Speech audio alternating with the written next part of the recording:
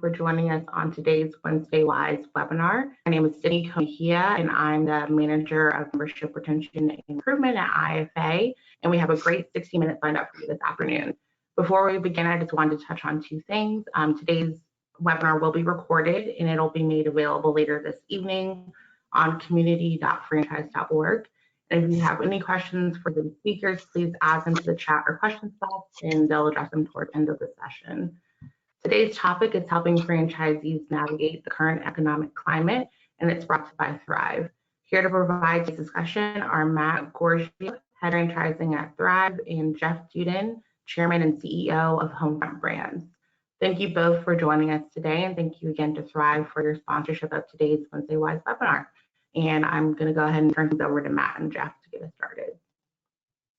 Thank you, Cindy. And thanks for everybody for logging in. Look forward to this chat. You know, Jeff and I have actually done a few of these webinars over the last couple of years, and I always really enjoy talking to him. I think everybody in the franchise industry that's had a chance to hear from him really appreciates a lot of the information that he shares. So I think today would be it's going to be a really good webinar, and you'll get some actionable things to actually take back to your brand. But Jeff, I wanted, if you could maybe share with everyone that's logged in here and that's going to watch the recording, just a little bit about your background. I mean, you've got a pretty cool bio and obviously career accomplishments, but just maybe talk to, how you grew Advanaclean, maybe some of the things you're doing now. Now you're the chairman and CEO of Homefront Brands, what you guys are doing now. Yeah, I appreciate that, Matt. Always a pleasure to be on with you. We've had some really good times and great discussions, and appreciate Thryv for allowing me to appear with you today. So, yeah, so my background is originally in the environmental services and restoration space. So, cut my teeth in 1992 in Hurricane Andrew in South Florida, and then following that, started the company in 1994 in Central Florida. Started our first location there, moved up to the Carolinas at that point in time to start our second location. And pretty quickly, the company grew into a national concern. We responded to every disaster, every hurricane for 25 years. We became a government contractor, sophisticated technical government contractor, and we also operated local markets. So in 2004, based on a series of events, I bought out my last partner in the business. We brought in some consultants. I had been really looking hard at the franchise space and was excited to try our hand there. But the business was growing so much, and the demands of the business were always getting in the way of the franchise program. So we brought in some consultants. We got some clarity. We started to build out a team. We built out a fleet of equipment to travel to disasters, semi-trucks, campers, and the like. And then Hurricane Katrina hit in 2005, and we were able to help the people in the Gulf Coast recover for the next 4 years. It was at that point that I made a decision that I think all the entrepreneurs, certainly many are on the call today, made, where you have to give something up to get something. So I put at risk a perfectly good large restoration business in favor of franchising. And in 2006, 7, and 8, we sold all of our company stores under the franchise model to franchise partners. In 2009, we launched to the marketplace, and 4 years later, I saw a Springboard throwback post, and we had 130 locations at that point in time. And in 2019, we had 240 locations in 37 states, and we sold the business to Home Franchise Concepts out of Irvine, California, the great company, the parent company of Budget Blinds. From there, basically, I really took kind of an investor's posture. My brother he had a long career in public accounting, and then he was the CFO of the Carolina Panthers. So he helped Mr. Richardson sell the Panthers to the Tepper Group about the same time that we exited from Advanaclean, and we got together to create the Dudan Group. And along the way, first thing we did was we kind of settled things down and started doing some investing. We did purchase a company called Rockbox Fitness with 2 locations. In 2019, we now have about 57 open and 160 sold. We built that company during COVID. We'll talk a little bit about that today. And then we have a light sauna concept called Beam Light Sauna, and infrared concept along with that business in a platform called Thryv. And then about a year and a half ago, after operating in a couple of different spaces and working on the service side and doing some consulting, we decided, look, we're service guys, and we want to do something material. We want a company that we can take a 10-year look at, an investment horizon, and that'll be here and build something that'll be here in 100 years. So under that premise, we created Homefront Brands. So over the last 11 months, we've acquired 6 service businesses, everything from a temporary wall company, rentable containment, to exterior house washing, Window Hero, the Designery Kitchen and Bath, Built Right Home Inspection, Mozzydome, a mosquito and pest concept, and Top Rail Fencing. So we're excited to be in the home services space. We're moving very quickly. And one of the reasons we did it, which is the reason we're here to talk about today, is we did see some economic headwinds coming, and we've been through a couple of cycles over the 30 years of being in business, and we understand that in these times, maybe franchising can accelerate because of the uncertainty in the job market and other factors. And also the types of franchises that people invest in change a little bit. So we wanted to make sure that we had really great businesses that were going to be in demand in the marketplace as we saw it coming with the property services. No, I appreciate the update, and I think if everybody's tuning in, you can see why I went to Jeff to participate in this webinar. Very accomplished, and I think we'll provide some great insight for some of the questions. So I think whether you're an established brand and you're looking at how to maybe coach your franchisees going into next year and the year after, or you're emerging brand, you're just starting out, I think Jeff's going to have some good advice here in a second. If you want to get in touch with us, my email's up on the screen here, and I work for a software company called Thryv. We help brands standardize the customer experience across their different locations. But my email is there. Jeff has his LinkedIn. You can obviously just look up Jeff Dudan on LinkedIn, connect with Jeff there, and reach out. I think, Jeff, you're also on Instagram too. We didn't put that in here, but I'm huge on the gram. I almost have 1,000 followers. So it's amazing. Man, on the gram. Okay.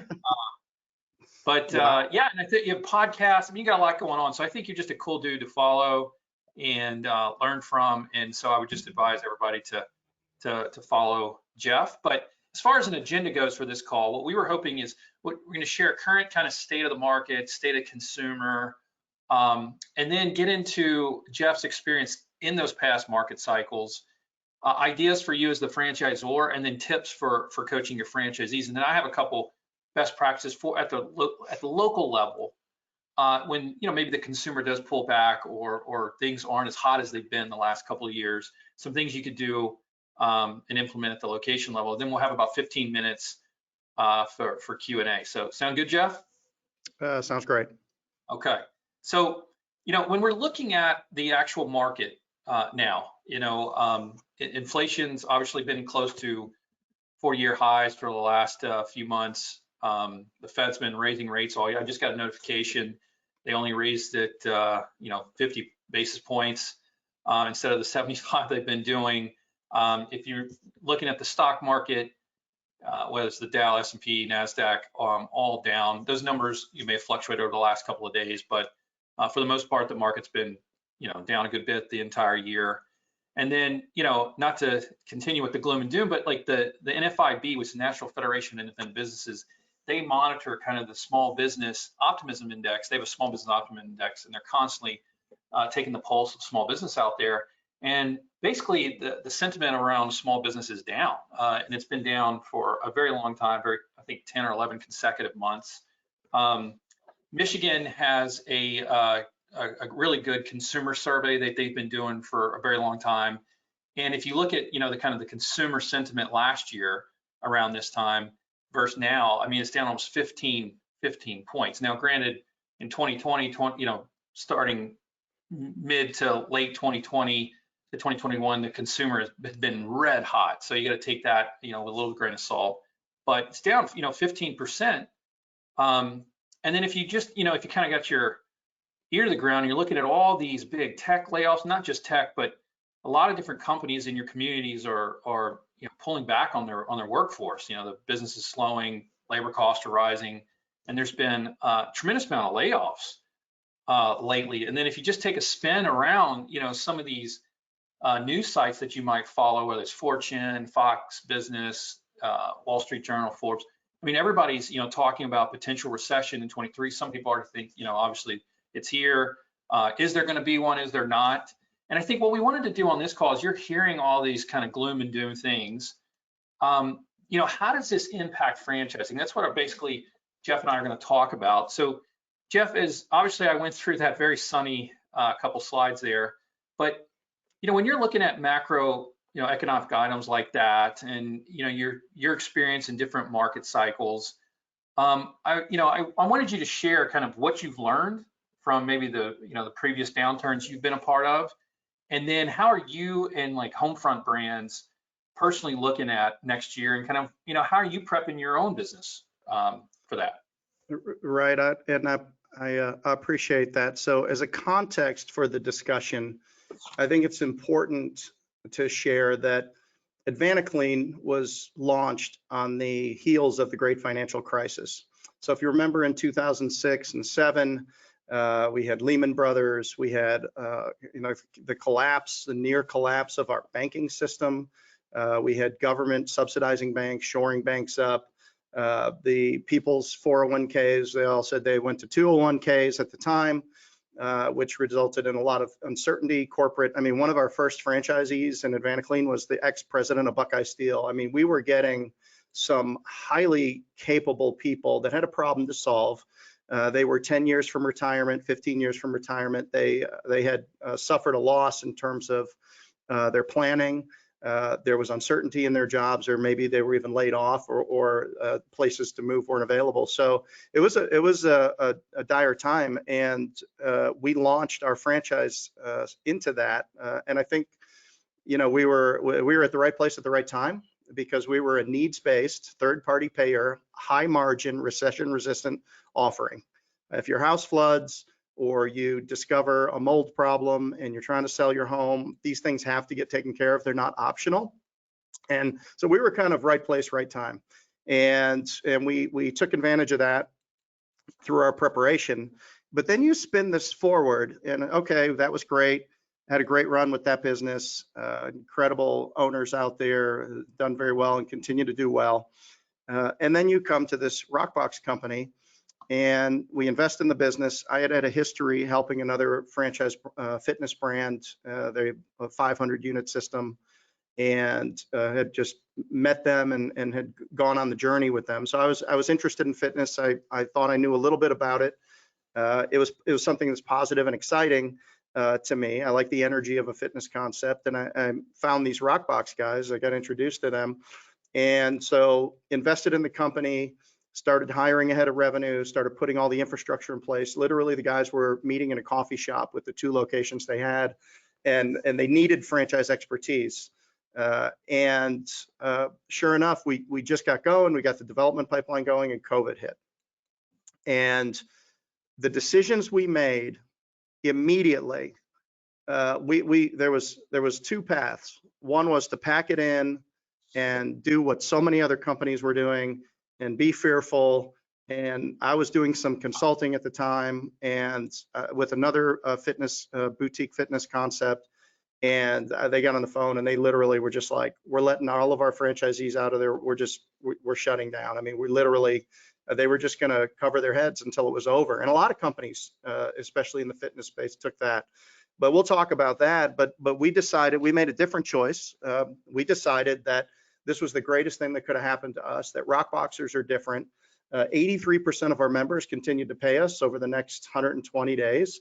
And they wanted to go in the studios, and they wanted to do it, or in 3 days, we spun up an online offering. So we reacted to it. We went out to the industry, and we recruited some great talent away from some people that we would never been able to touch before. And as a result of that, we grew basically a startup emerging fitness brand during COVID.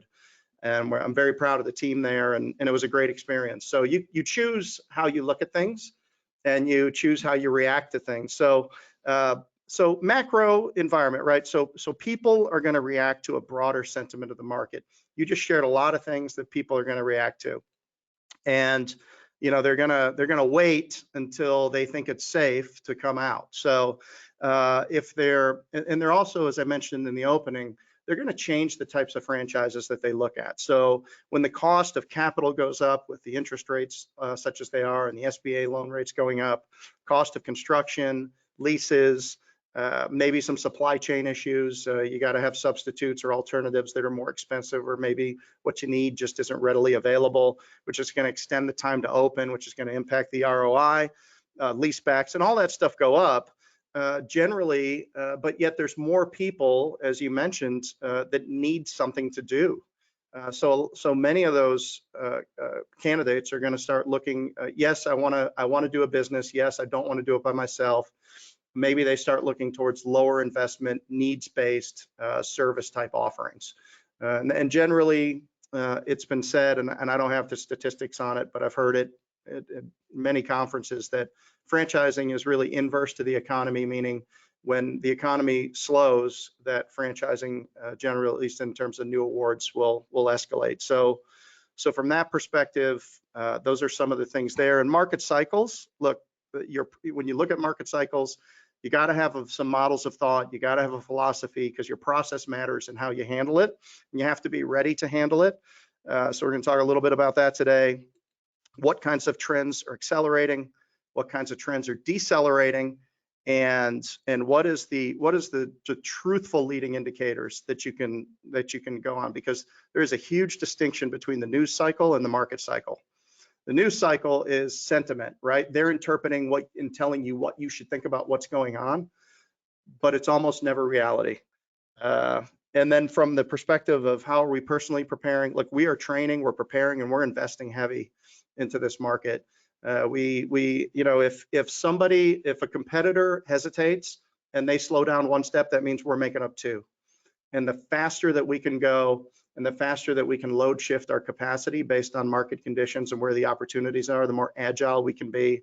That's our approach. It's always our approach, but we get especially excited when there's some dislocation in the marketplace. That's it. That's interesting. When you look at the franchise industry being inverse to the market, and you mentioned some executive at some company, coming to you guys to be a franchisee during the 08-09 crisis. But there are a lot of great people at a lot of great corporations that are losing their jobs now because of this. And I think that does present an opportunity for a lot of great franchise brands to pick up these incredible people as entrepreneurs. But I think you'd mentioned your experience at Evaniclean and your various other businesses, but we wanted to share kind of maybe your lessons learned through that, and how these other franchisors that are listening in can use that within their brand. Yes. So the way that I broke this out today is, first step is sizing the problem. And what does that mean? Then what do you do with your communication? What's the leadership required from a communication strategy? And then also just in general strategy, what are some opportunities that you might want to look at during these downturns? So first, sizing the problem. The first thing is it's know until you know. I'm going to tell you. So I personally responded to nearly every hurricane that fell on the United States for 25 years and the Caribbean. And here's something you learned. None of the news coming out of there is accurate. You don't know where the damage is. You really don't know what's affected. You don't know what the services are. When you get on the ground within 48 hours after a hurricane hits, or 72 hours, the reality is nothing. It's just little bits and pieces that are coming out of there. And maybe look at COVID. I mean, how many things did we think about COVID that ended up being wrong from the very beginning? So it's not intentional. It's not anybody's fault. It's just the way that information assimilates and then it gets out. So trying to make decisions based on the news cycle is challenging. So, it's a know until you know. And assume you're wrong and go deep until you're sure. I guess I started on the bottom of the slide, but so first, know your customer, right? What is for your service? If there's rising interest rates, inflation, all the things that you talked about, what's going to be their impact on the share of wallet? Are you the type of company that the share of wallet's going to increase, or you could maybe get some more of it, maybe by changing your offerings based on understanding on where they are. If your customers believe you're talking straight to them, there's inflationary pressures, you have an offering where you could, you can create programs or things that are going to show that you care, whether it's breaking out payments or things like that. If you perceive that your customer base is affected by that. On the other side of it, there are certain groups of customers for certain types of businesses that are unaffected by what's going on right now. You might have a $199 membership model out there. Most of your customers are, mid upper class, and this is really not going to affect the way that they spend. So you have to know your customer to know proactively, what, how you're going to be impacted. And also too, are there easy alternatives to your product that people might move to where you could lose some customer share? Or are you an easy alternative to somebody else where you can attack somebody else's customer base? And you can offer and you can position yourself as a better, cheaper option, those types of things. As far as knowing your numbers, what can your business tolerate, really? This comes down to the health check right now. So, what can your franchisees tolerate in terms of maybe a little bit of loss of business, and how much, what are things that you can do to help your franchisees thrive and survive during these times? But you really have to know your numbers. You also have to know, are there projects, if you do believe that the market conditions are going to put you under stress, are there projects or people that you can defer? Are there things that you can reprioritize? So really, having a tight handle on your business and really understanding it all the way down to the last dollar, the last penny, the last project is really important.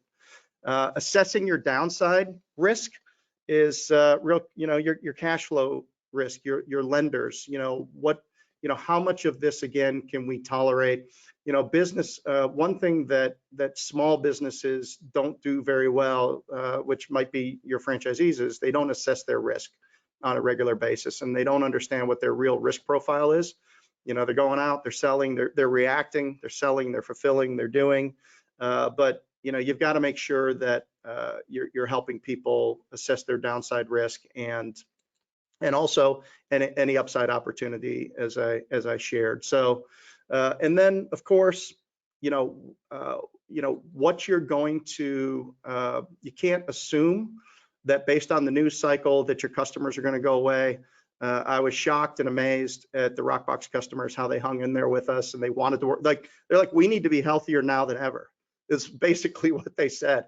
If you've got it online, we're showing up. If you're doing it in the park, we're there. As soon as you can open the studio, let us in. Just make some basic accommodations for health and distancing, and we're with you. So don't assume and make decisions based on your assumptions. Just make sure that you're testing before you do anything rash.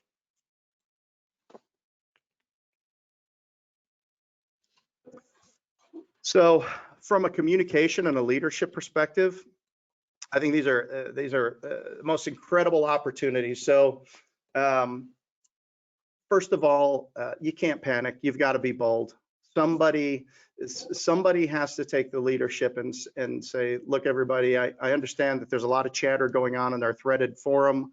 I understand that people are concerned about these things, but we are going to increase the frequency of our communication and collaboration. So we literally went to a daily call. And if you remember the PPP loans, there was so much information from trusted sources that got an expert, and we're putting on webinars, and that information ended up being wrong about how to process a PPP loan, what was available, what you needed to do. So helping your franchisees, we had to help our franchisees. We put together letters that they could send to their landlords and open the dialogue about, what do we need to do with our lease? If we're forced to shut down by our state, then what's going to happen with the lease? What can you do to help us out? So collaborating, getting the feedback from the franchise network. What are you seeing? What are you hearing? Are people letting you into their homes and those types of things? So, leadership, first and foremost, is always about accessibility. It's about speaking a bold future into existence. If you don't panic, I had a great guy. He's was talking about, he was a salesperson, and he said, Jeff, just give him the price and don't let him see your lip quiver. It's the same thing here. Don't, stand tall in the pocket, lead your franchise network, and make sure that you are visible in all the ways that they need you to be. And there might be some things that you might need to tighten up without getting uptight, right? So it's, businesses have a tendency, no business expands exponentially. We are not the universe, right? All businesses expand, and then at certain points they contract. You can look at it in the stock market. You can look at it in Tesla. I mean, it's, FTX, they've really contracted quite a bit. So you can, but you can look at it, every business. So where are things now that, as you're taking a tighter look at things, that you might be able to trim, or that? And I want to, Charlie Chase, the chairman of First Service Corporation, said something once speaking. He said, when things are tough, you bring your perspective right close in front of your face, and you look at the details, and you look at the next hour and the next day and the next week. When things are going really well, you let your vision out a little bit, and you look over the horizon, and you see where more of the opportunities are. So part of your role as a leader, as you deal with changing economic cycles, is to understand when your focus needs to be near term to you and just right in front of you, tight with your franchisees, getting in the pocket with them, and making sure that you are lockstep. And then when do you let that out a little bit? Part of this is, and part of this, all of this goes to speed of adaptability. So in a changing marketplace, it might be very prudent for you to, speed wins. It might be very prudent for you to roll out a new offer. It might be very prudent of you to roll out some sort of a program. So if you can get your franchisees' attention and keep them from being fearful into the marketplace while still confronting brutal facts and confronting brutal truths, then when you say, all right, based on everything we've been talking about for the last week, we have these data points. If we do this, this is the best move. And then you can move the entire network, even if it's just a small adjustment or something that can be meaningful. You can make up some ground. You can gain the trust and respect of your franchisees because of your visibility and your availability and your leadership during this time. So I think these are great opportunities for franchise brands to create some separation.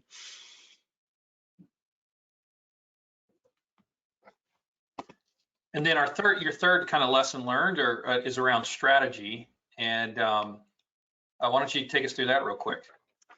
Yeah. So I love to say that music is made between the notes. And I was having a session with a kind of a newish CEO last week, and one thing that newer leaders have to get comfortable with is the fact that you need to have a bench of projects out there.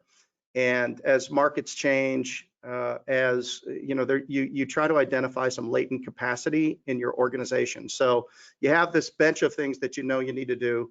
Let's just say the market slows a little bit through no fault of your own, because what happens is people, when there's economic changes in the marketplace, people tend to just either hesitate, slow down, let me wait till next month. With all the news about FTX last week, I can't imagine that crypto sales are through the roof. Maybe there's some people that are taking advantage of it, but for me, when I saw something go from $13 billion to zero, it makes me a little bit of pause about putting dollars in that system. So now what, right? What do you do with the capacity that you have?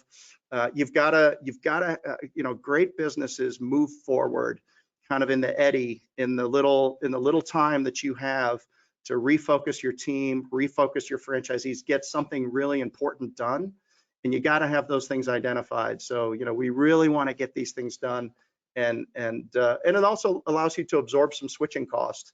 So when you're going really fast and everybody's stretched to 120% and the franchisees don't have any capacity, maybe it's not the best time to make a modification to your POS system. Now that the business is a little bit slower, use that time. You've got to use that time to improve your business so that when you come out the other side of it, you're better off. I can share a little bit. We participate and we're an investor in a parking management and valet company that was maybe 12th in the marketplace going into COVID. Very well managed, very well run. And when COVID hit, we had to lay off 5,000 people in a week, and it was hard.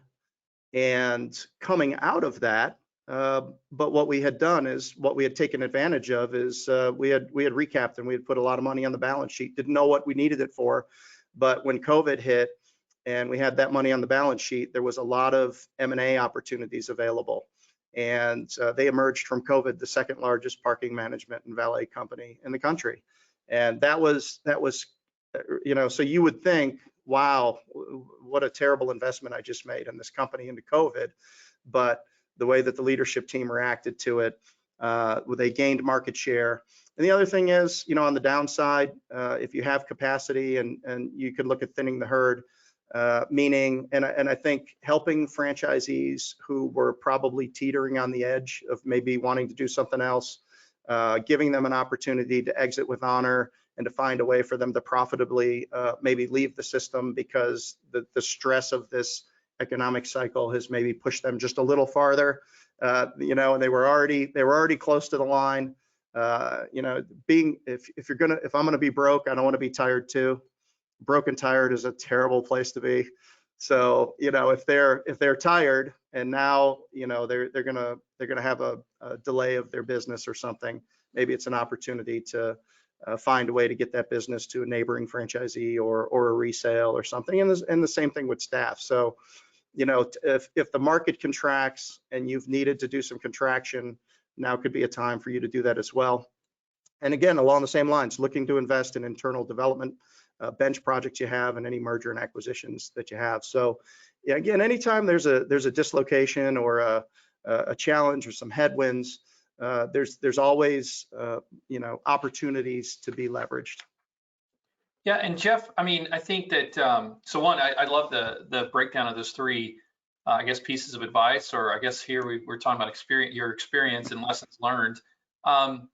But you know, from a coaching your franchisee standpoint in the past, did you guys change up your strategy there? I mean, you know, when you're thinking about you know, maybe some franchisees that you know, you guys obviously helped them through COVID, which was a very unique kind of quick recession. But maybe through 08, 09, you know, a lot of people maybe that have started at brands in the last 5 to 7 years that outside of COVID had really had kind of sunshine and rainbows, right? And this might be kind of their first time into like a market pullback or recession. But when you think about like coaching your franchisees on a what are your thoughts there? Kind of what would you advise maybe some of the people watching?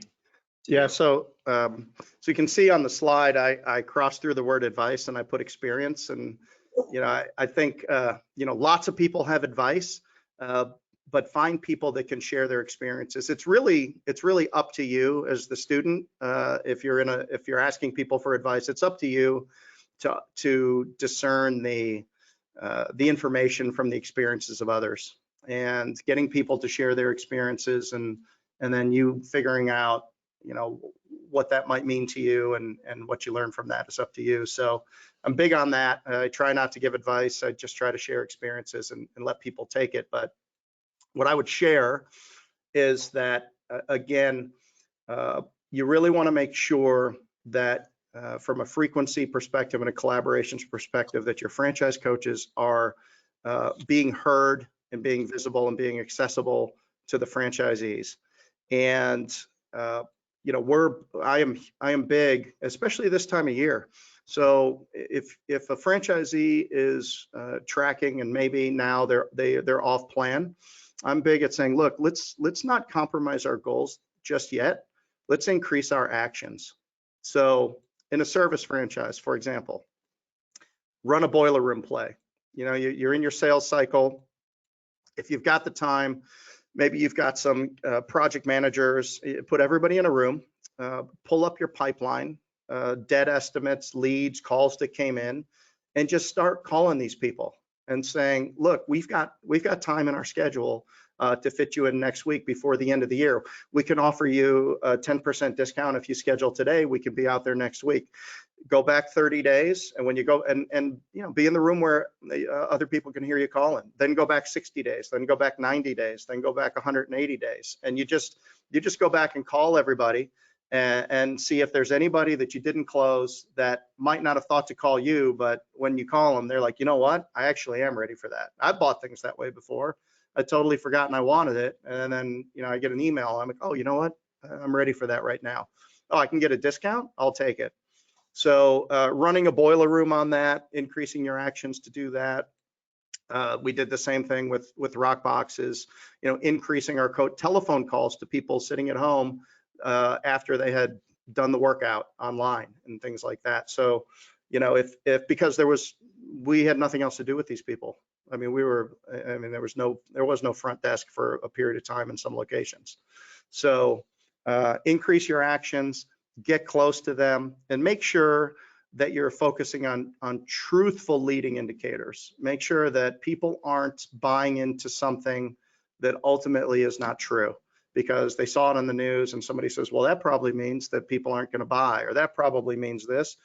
Don't let your coaches interpret the news, and you're just borrowing trouble from the future when you do that, and you really don't want to do that. Truthful leading indicators. Hopefully you've got the systems that allow you, like Thryv, to really see the reality of what's going on in your network. And if you're not, I mean, if you're not sure, I mean, I wouldn't overreact to things until, you know, I've proven that that the condition is so. That's great experience, right?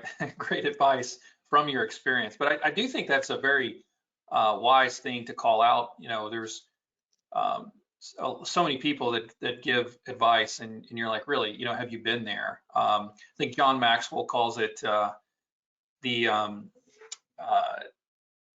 TripAdvisor, or, you know, like the person that's, you know, booking a trip for someone and they've never actually been to that place, right? I think a lot of the franchisors, travel advisor, I think would be or travel agency. You know, you've been there, you've run that, and I think that's why it's really good, I think, for franchisors to get advice from people that have experience like you. Yeah, and I think preparing Homefront brands, again, we're aggressive right now. If you think about cash today, is cash worth more today than it was a year ago? Well, let's see. If somebody was funding their business on a line of credit, and they, you know, the cost of capital went up, and your business has resources, then, you know, your resources, not just cash, but all of your resources can be more valuable today in terms of, you know, how far they're going to go, how, you know, people really need leads, people need cash, people need capital. And as the cost to acquire these things go up, if you have prepared for a rainy day and you do have dry powder in terms of all types of resources, then these things are worth a lot more today, maybe to somebody that really needs them, than they were a year ago.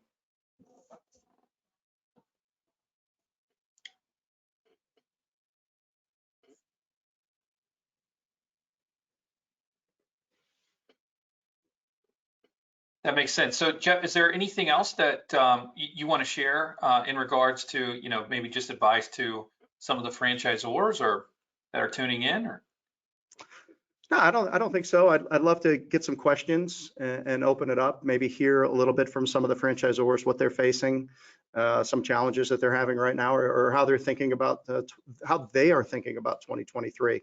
And then Matt, I think you know, what would be helpful right now would be, with your company's experience. I know that, we work with you in a lot of ways, and, you've got hundreds of thousands of clients. You're representing over 40 franchise brands. What types of things are you advising your clients to right now? I think it would be very valuable. At least I would love to hear from you.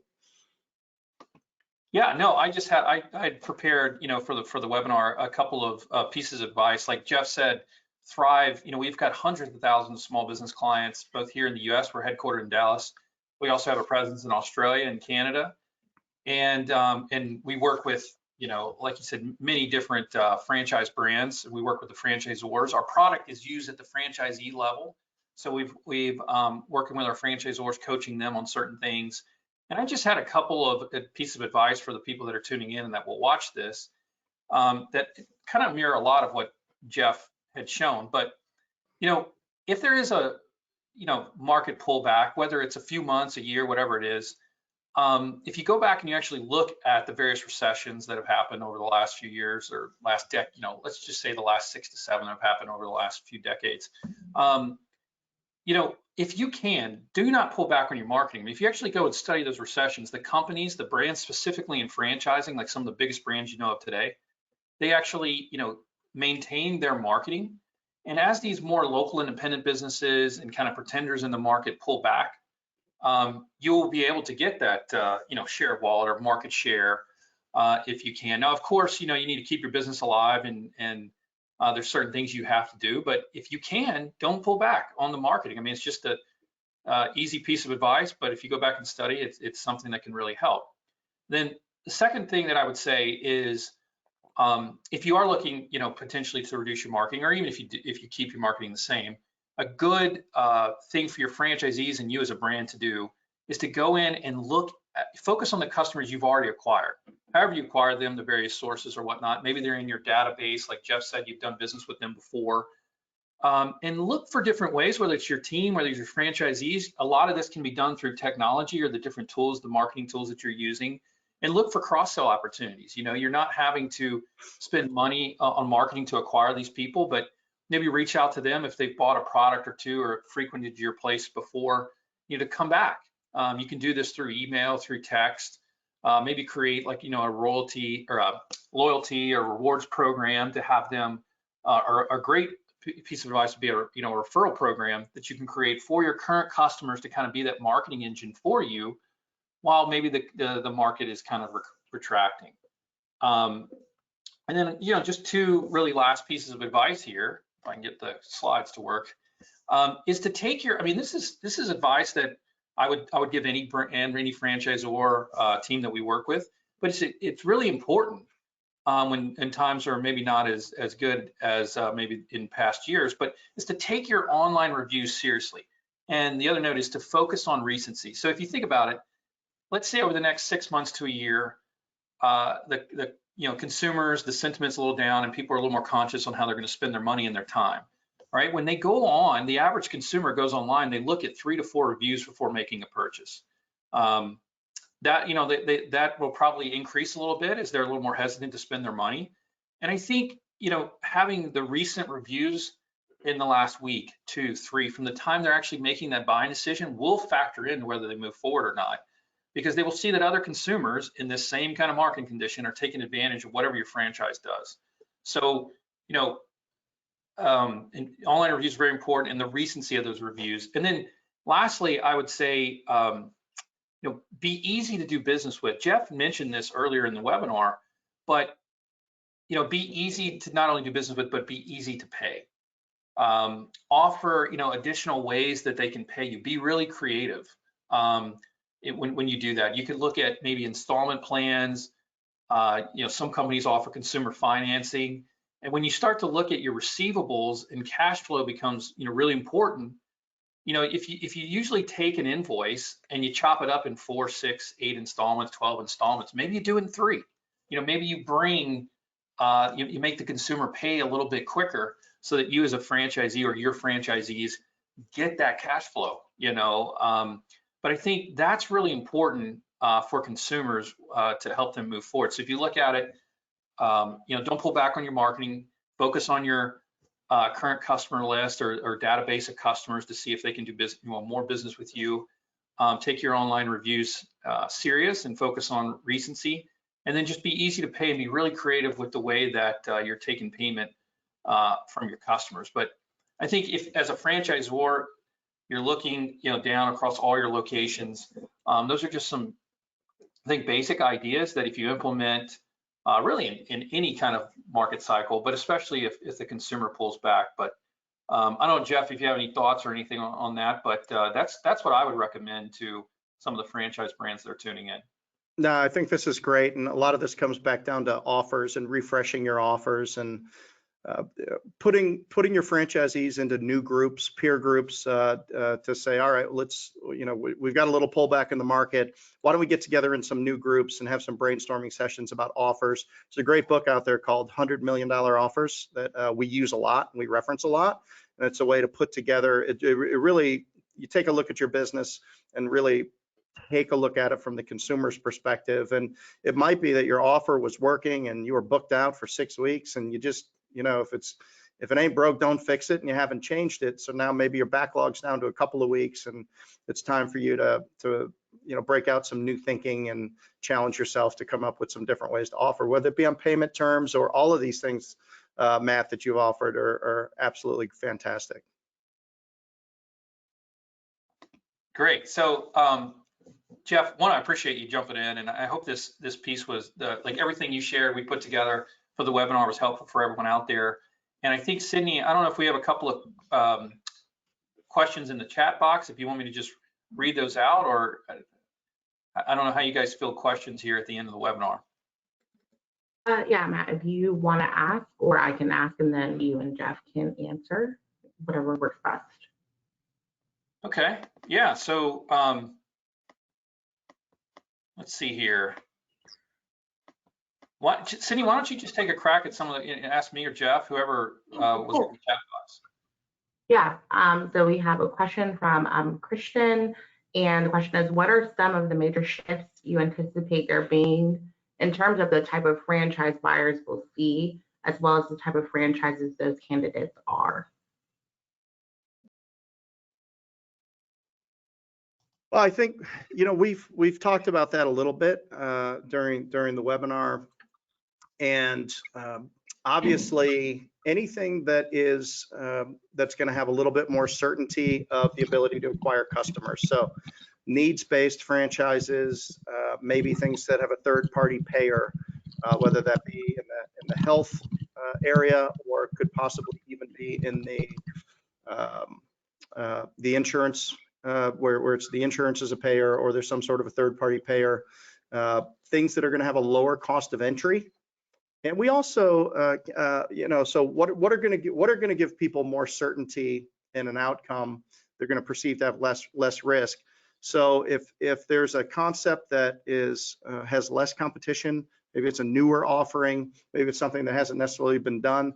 There's a lot of offerings all and around in the pet space right now that are interesting, and people are slicing that all different ways. Homefront Brands has something called temporary wall systems. That's really the first of its kind out there. So temporary wall containment doesn't have any clear competitors yet, although they'll be coming in the franchise space and direct space. So looking at the competitive landscape, looking at businesses that have a lower entry cost, plus also a lower carry cost, maybe not something with a big lease attached to it. Those are the types of things that people are gonna turn to or be more open to, even though it might not be something that they view themselves doing, because maybe it's a grudge service or something like that. But now they're going to be open to it because of the profile of the business and the risk profile as well.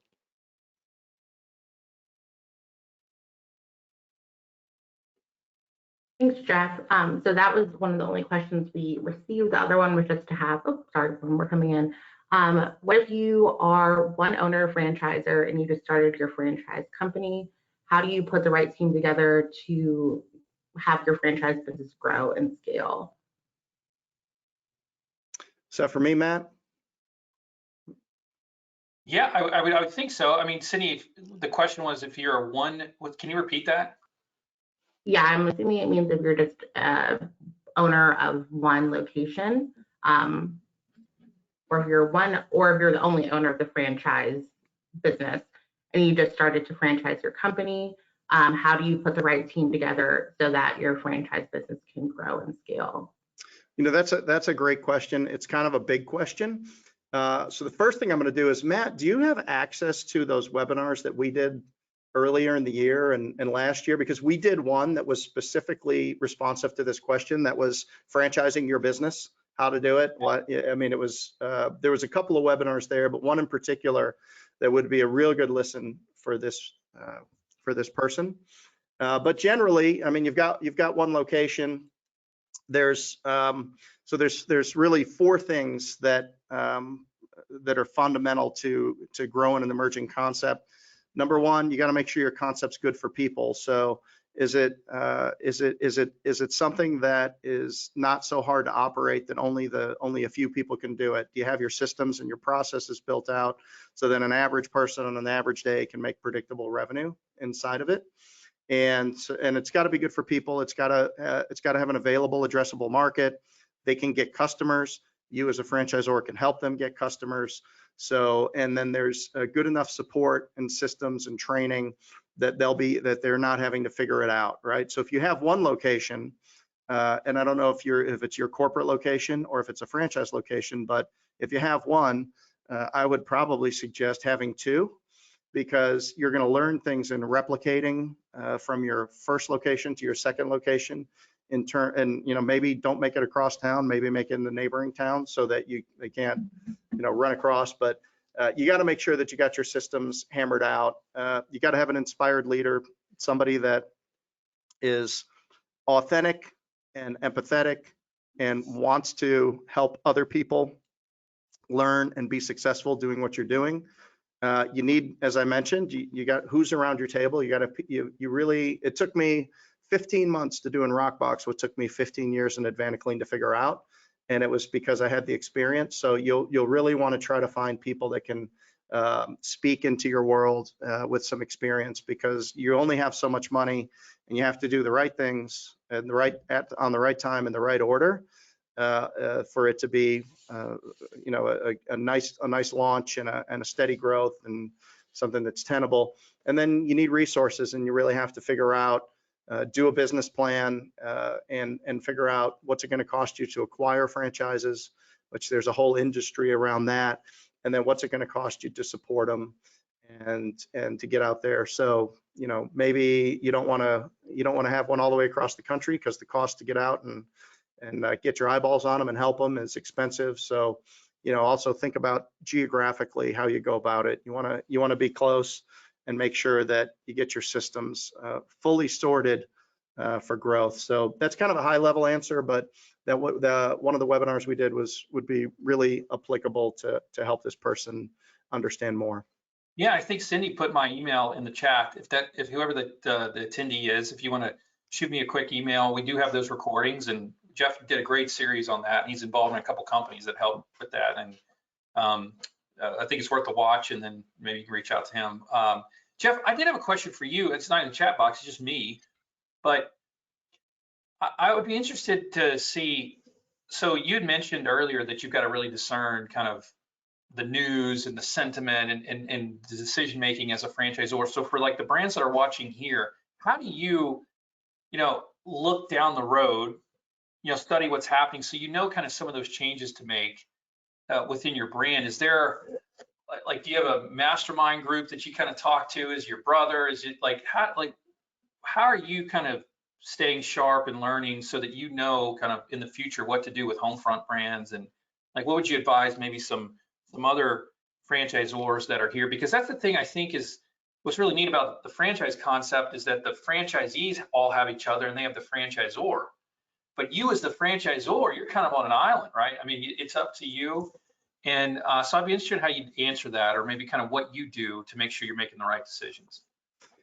Well, first of all, I'll go right to the IFA. The IFA, the annual conference, the different meetings that they have throughout the year. If you can make the time and investment, time investment and the money investment to be there, you will find yourself making relationships with people who have the experience that you're looking for. So, you know, go to the IFA webpage, look at the annual events, try to figure out, you know, and a matter of fact, I think I did one of the webinars we went through all of the industry events, you know, what they are, who puts them on, what you're going to learn at them. So first of all, get immersed in the industry and get some people around your table and get a diversity of opinions, people that you can call. I can think of a handful of times where, you know, we were very fortunate enough to have connections with some great people in this industry around the 606 revenue recognition thing.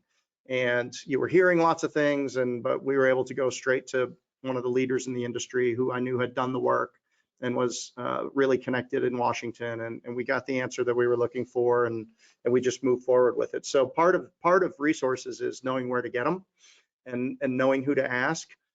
So that's a great question. The other, I mean, it's kind of a broad statement, but man, you really need to read broadly. As you've got to figure out a methodology and models of thought for how you make decisions about things. And by the way, there's a great book out there called Discernment. Now that we're talking about it, the business athlete's regimen for a great life through better decisions. I don't remember the author, but I'm sure it's available on Amazon. So give you some ideas about how you think about making decisions. But you know, things I'll read Ray Dalio, you know, his Nations book right now that talks about how he assessed industry trends. I mean, as we started going into the cycle, I started moving my reading towards things that I thought would be appropriate to get my head in the right space. You know, keep your eyes clean, make sure that you are investing the time that you need to. Maybe not so much on TikTok, but on some webinars and in some books and things that are going to inform your thinking. Because when you're making decisions, important decisions that affect the lives of your franchisees, it's absolutely critical that you have a broad knowledge set. Again, things I was listening to an Elon Musk podcast, and he says, I know every part in all of my cars. I know how everything. He looks at everything from a physics perspective. He knows how they're made. He knows how they're going to react to certain conditions. And he says, I am the most knowledgeable person about manufacturing in the world today. It's a big statement. I would suggest it's probably true based on his outcomes. But I mean, we need to be that about our business. We really need to so you need to inform your thinking and build your knowledge base on strategy, on cycles, on leadership. And then you need to be down into the weeds, again, really tight, looking at your business closely when things are changing. And then when things are going fast and you got everything going, man, let them out of the gate, let them out of the barn, let them run. You're going to spill a little bit of milk, but get that revenue. And I think here's what I'm going to end with. If you are a business owner, you are either working on revenue or you are going to talk to somebody to work on revenue. So stay close to revenue. That'll keep you over the target. And do not be fearful, because it does not help. Well, Jeff, I appreciate you joining us today. I think that was a pretty wise little 2 or 3 minute clip there. So, appreciate you joining. A lot of great information, and appreciate to the IFA for letting us sponsor. And we hope everybody tuning in got a lot of great information from this. And good luck navigating 2023. Thank you, Matt. Thank you, guys. Thank you for your time, and thank you again to Thryv for sponsoring. For anyone that's still on the call, this webinar is recorded, and the recording along with the slide deck will be uploaded to community.franchise.org later this evening. But yeah, thank you everyone for joining, and hope you have a happy and safe holiday. Thanks, Cindy. Thank you. Okay. Oh.